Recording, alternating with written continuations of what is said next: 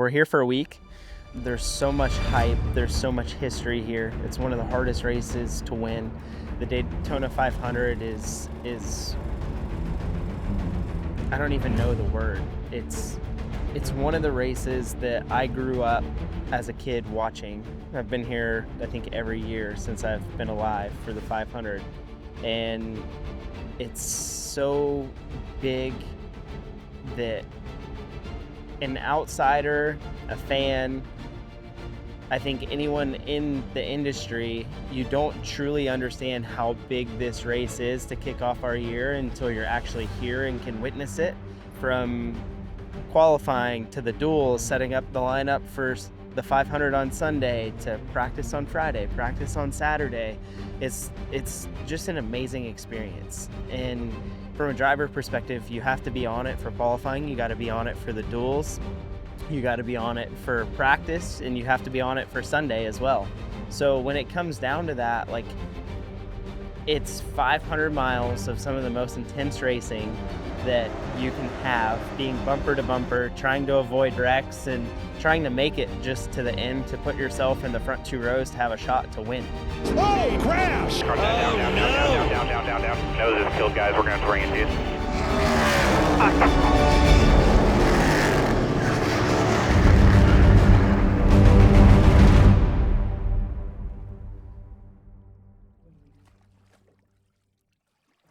We're out here on Lake Lloyd. Normally you see a lot of fishing going on, but today we're gonna go wake surf out here and see what we can do. Throw down some 360s, jump a little bit, have some fun while some cars are on the racetrack. So not your normal experience here at Daytona, but bringing worlds that I love together, surfing, NASCAR at the racetrack. Let's do it. Are you ready? Yeah, whenever you are. All right, let's go. This is gonna be harder than qualifying. Yeah.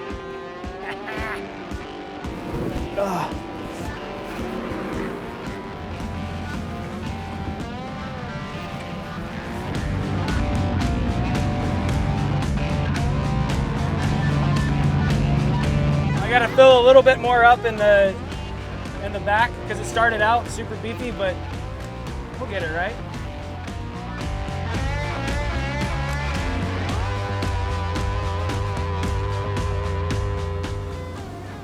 Dude, that was so money.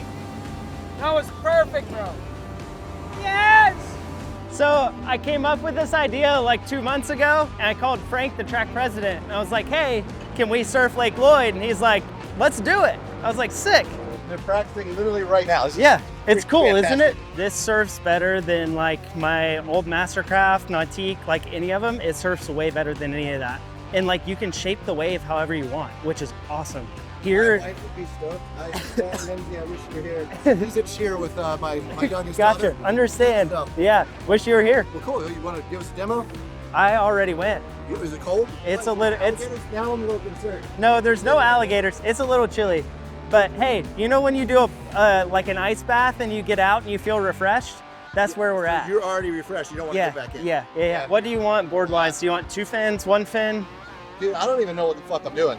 Life brings you so many opportunities. And at the end of the day, you just gotta do it. Yeah, buddy. You're turning purple.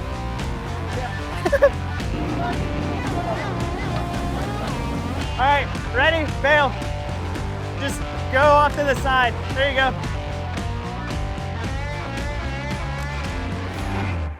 Thanks for coming out, dude. Dude, are you kidding me?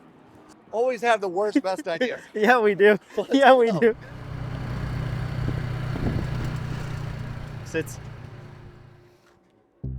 You look at the last couple years running the 500 or even some Talladega races and the fall Daytona races, Legacy Motor Club has run really good at super speedways. We've had really good cars. We've been able to run up front. We've been able to lead laps. We just haven't been able to close it out with a win yet. A lot of teams have the great fortune of a pre-existing culture and history. Truth be told, we're really, a startup team, and we like to joke internally that we're a, almost 80-year-old startup team. If you take the petty roots and then how the company's evolved over time, we need these strong individuals that people want to get behind, to build our culture, to live it, to bring the results, to recruit others. Qualities that remind me of myself are just that never-ending passion for the sport and industry. And we'll ask him to stand on his head because the sponsor's gonna appreciate it. All right, cool, got it. Okay, go run wide open. You haven't seen the track in a year. First one on the track, we want you to run flat. Okay, cool, got it. You know, he just has that commitment. With the confidence that we've had already coming to super speedways as an organization, and for myself and for Eric and Jimmy even, knowing that we have better cars and a better foundation underneath of us, it gives us more confidence coming down here. I mean, you look at Speedweeks this week, right? The 42 is qualified better than we ever have down here. Looking forward to Sunday, it definitely puts my mindset as like, man, this thing's good. Like, I'm excited, I'm ready to go race, and I'm ready to go see what we can do. We are now joined by the Thunderbirds, including number 7 Operations Officer, Lieutenant Colonel Tyler Keener, also known as Wrath, and number 8 Advanced Pilot and Narrator Major Sam Larson, also known as Raz. We are now also joined by NASCAR Cup Series drivers John Hunter Nemechek and Connor Zilisch. John Hunter and Connor had the opportunity to fly with the Thunderbirds earlier this week. John Hunter and Connor, can you guys tell us what that experience was like?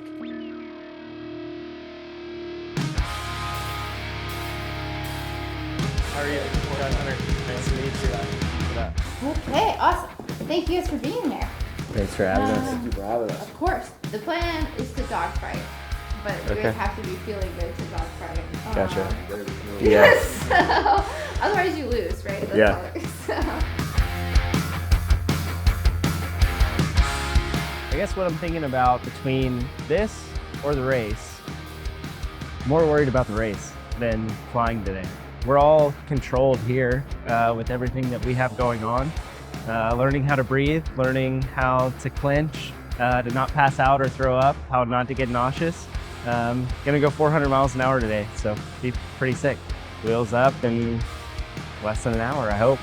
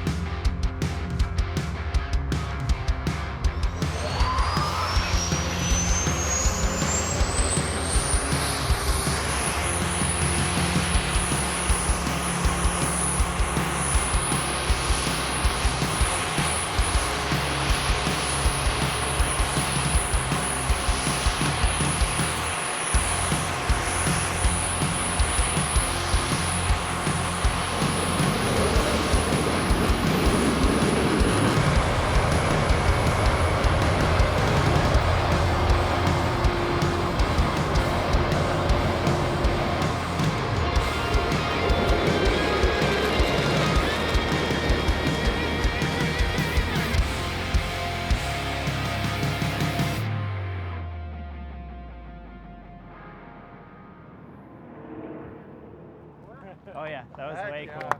That was way cool. That was awesome. That was so cool. Yeah. That was so cool. Did everything go black when you were doing the 9Gs? No. Dude, like everything just you went, blacked out? Well, I could still I was Yeah. conscious, but I just couldn't see. The only time I started to feel like anything was when we made the second embankment, like in 3 and 4 of the big track. Like I was like, ooh, and then I started getting the burps and I was like, oh, this ain't good.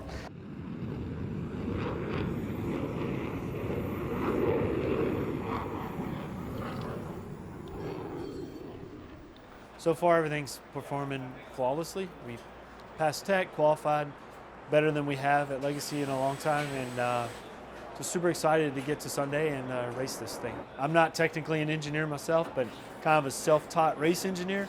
I grew up in the mechanical field, you know, car chief, and worked my way up that way. I think I'm one of the maybe 1 or 2 of non-engineering crew chiefs in the garage, and I try to stay calm. You know, I told him as long as both of us aren't stressing or nervous at the same time, we'll be okay. We'll keep each other in check. The relationship and the communication that we have, I didn't really know that I needed that in somebody, and somebody to like lead our group, right?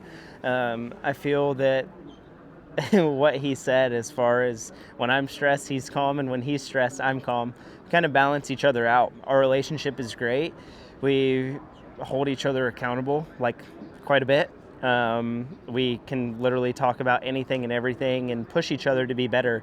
And I feel like that's a really good combination to have. And it's really hard to find between a driver and crew chief relationship. Welcome back to Daytona as the field rolls off for duel number 1 of 2.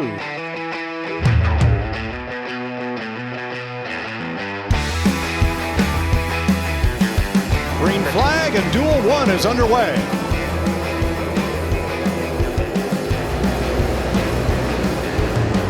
John Hunter Nemechek to the front, and the Fords lining up behind him, 2 of them anyway.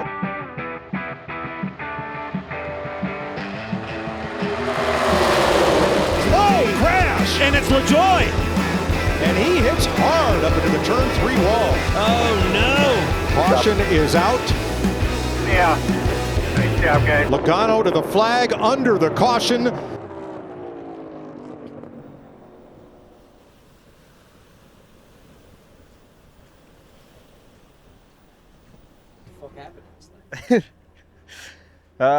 I missed the block. Ran probably one of the best races on a super speedway that I feel like I've run. It sucks. It's definitely have run it back probably 300-400 times in my head. I've watched it a lot as well. Just trying to figure out what I could have done different in that situation, what information I may have needed in that situation to be better.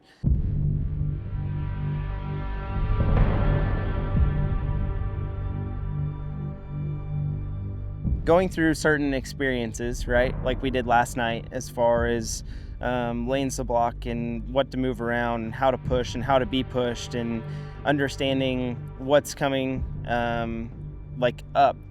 You kind of have to put yourself in those situations to learn. And when you don't put yourself in those situations a lot, it's hard to learn what to do in those situations, to cover runs and blocks and put yourself in the right places at the right time. So I think for me, it helps get the week going, right? The duels are one thing. There's double file action, not really a lot of 3 wide action and things that you're going to see in the 500. Where last night we were 2-3 wide. People were making crazy moves, dive into the bottom, run in the middle. Just the 500 is way more intense, in my opinion, than what last night was. The energy is there. It's the biggest race of the year. Everyone wants to win it. We normally wreck way more than what we did last night in the truck race as well, so gotta stay out of the big one.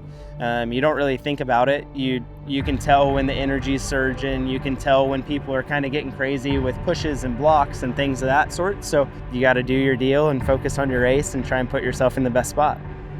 Off turn 4. Bottom. That was a late block to the bottom. The 27th running. He's going to get to his outside. They're going to get to his inside. Oh! 4 wide across the Chandler flag. Smith. Chandler Smith. At the very end. Unbelievable. He stayed on the bottom. They all went up.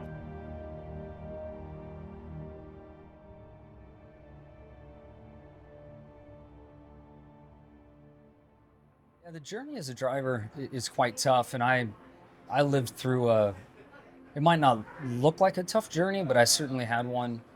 Coming up through the lower divisions, the junior categories, I really struggled to have the success that others did.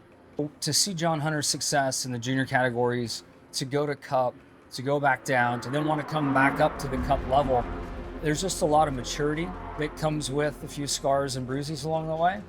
And although there are moments in there that he didn't enjoy, it didn't take his spirit, just made him stronger. And that's the quality I see in him, and I really appreciate it. When you show up to the racetrack, it's go time. Everything else kind of gets blocked out. You're focused on the one task at hand, and that's to go race and trying to go do the best that I can do every single weekend. Competing at the highest level, being prepped, silencing everything but being able to go and race, and being in that silence and listening to engines and spotter and crew chief and team, and being with the family that I have here in the garage. Everything that is built from infrastructure around this area is for Daytona International Speedway. Like, it's so neat.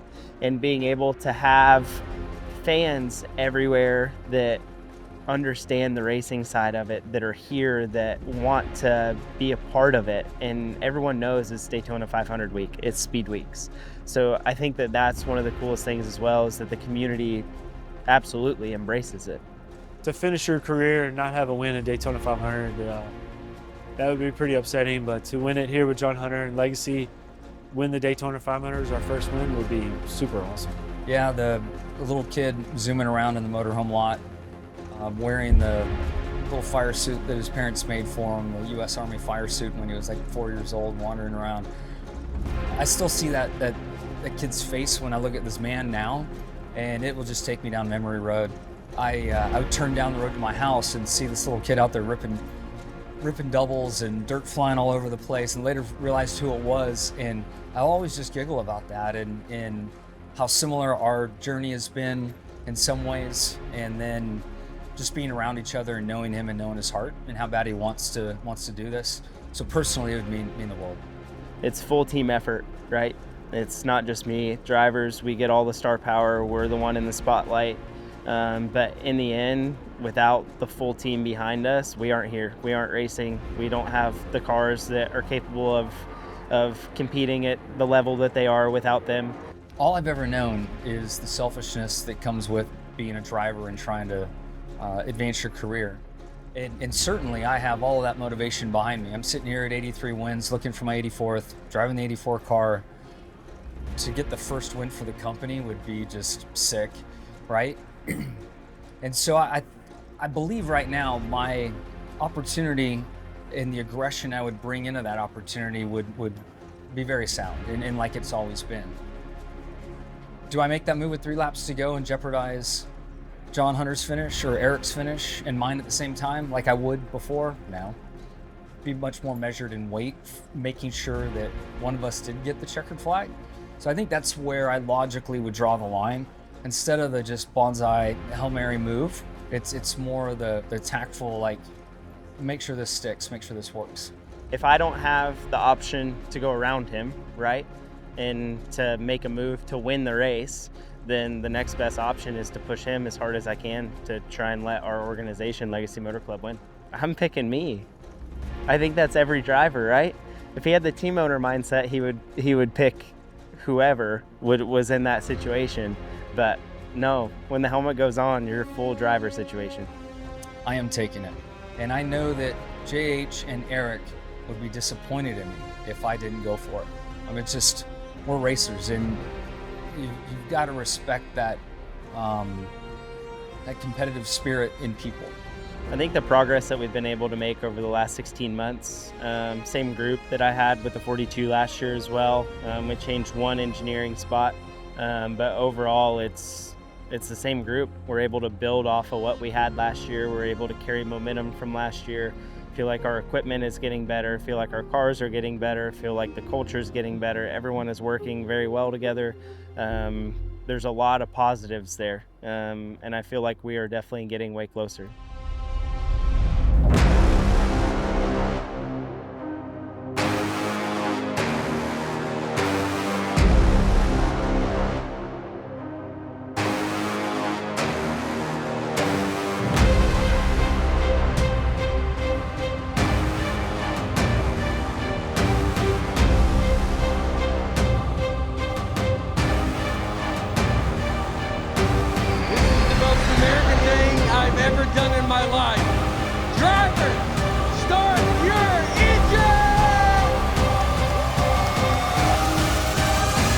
They come. Bart Simpson with the green flag. And the 68th Daytona 500 takes the green flag.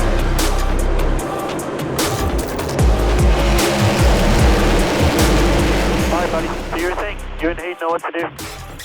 The same thing you've been all week, man. Have the confidence. Make the move. Get the point. And the number 42, John Hunter Nemechek in the lead. And that second-generation driver of everyone in this 500 has the best average finish in this race.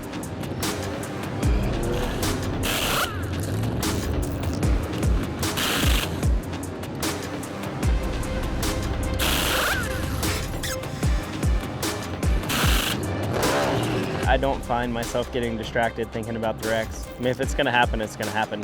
It's not if, it's when. I mean, we're gonna wreck at some point, right? So I don't necessarily think about what may happen or if you're gonna flip or if you're gonna do this or that. Like, I've hit some shit pretty hard in my day.